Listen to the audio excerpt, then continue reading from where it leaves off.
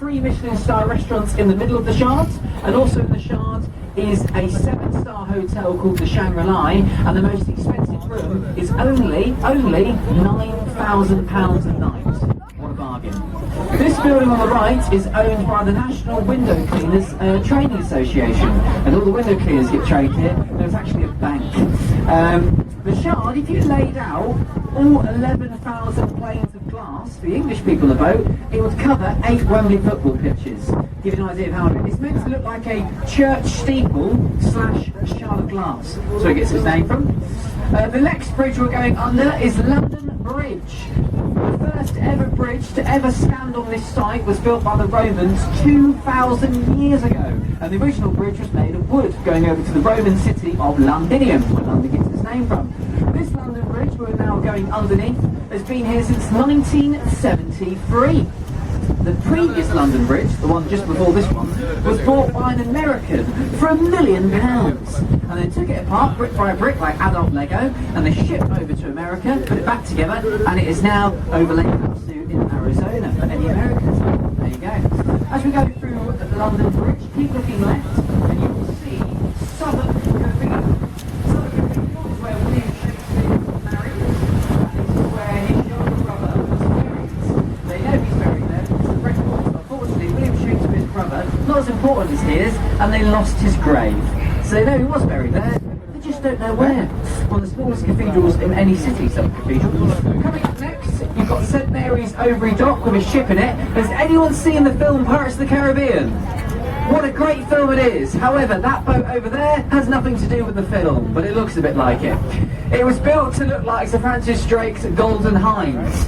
It's a replica. That boat you're looking at has already travelled around the world twice. It's currently being worked on by the best shipwrights in the country, and that is going to travel around the globe again next year for the last ever time.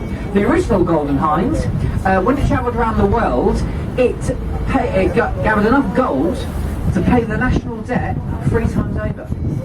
We're going through Cannon Street Railway Bridge now, the ugliest bridge in London in my opinion, but underneath the bridge is a luxury spa. What they didn't realise when they built this spa is they think, oh, it'll be nice and private. What they didn't realise is all the boats that keep going underneath here. So if you look through the glass, you can see often people in a compromising situation. Some days we like to turn the boat round and have another look. Some days we're quite ill in the bucket. True story. Coming up next on the right, this is where all of our rubbish in London gets put into certain places. The rubbish gets then put into these containers, into these barges, and taken by lightermen. If you do passenger boats like our captain, who's a fully licensed waterman, if you do passengers, you're a waterman, and if you do cargo, you are a lighterman, and that goes back almost 900 years old, waterman and lighterman. So that will be picked up later on today by the tugs and taken downriver. This is Southwark Bridge. This is the most unused bridge on the Thames. It's pointless. Please give people a wave as you walk, as we go underneath this bridge, because if anyone is walking over it, they're probably lost. I've only ever found myself on this bridge once, and it was complete by accident. It's honestly, they built this bridge to help the traffic on London Bridge, but it's so hard to actually get onto, it's pointless. On the left, we've got a replica to Shakespeare's Globe, built in the exact same materials, in the exact same way, commissioned by a man called Sam Wanamaker. Unfortunately, he passed away just before it was completed. His daughter made sure it was completed, and they scattered his ashes on the stage. I've had the pleasure of performing in that theatre myself many, many years ago. If you go into this theatre, you can see shows for £5. Shakespeare believes theatre should be affordable for everyone. They do over 300 tickets every show for a £5. They are standing, but there you go. If plays are performed with no artificial lighting, original costumes, and of course in the original language. Who, what, thou, there, sir. About that, mate. That's roughly how it sounds. But if you've never been, I'd highly recommend going to see a show in the Globe on the cheapest tickets in London. Coming up next, this is Millennial Bridge. When this bridge was built for the opening, the year 2000, when it did open, they closed it on the opening day. Because when it opened, so many people walked across it, the bridge really badly wobbled side to side. The police shut the bridge, they closed the bridge for a year and spent £3 million making it more stable. So it's now nicknamed the Wibbly Wobbly Bridge. But all the kids on the boat won't be listening to me because of the recent Harry Potter film, every time we go through this bridge, people go, "It's the Harry Potter Bridge." We go, "Fine, it's the Harry Potter Bridge," if that makes you happy. Coming up on the right now, my favourite building in London, St Paul's Cathedral. It took Christopher Wren 37 years to build this. He probably should have got someone else to help him, it would have been a lot quicker. It's got the second largest dome in the world. The only one that's bigger is the one on top of the Vatican in Rome.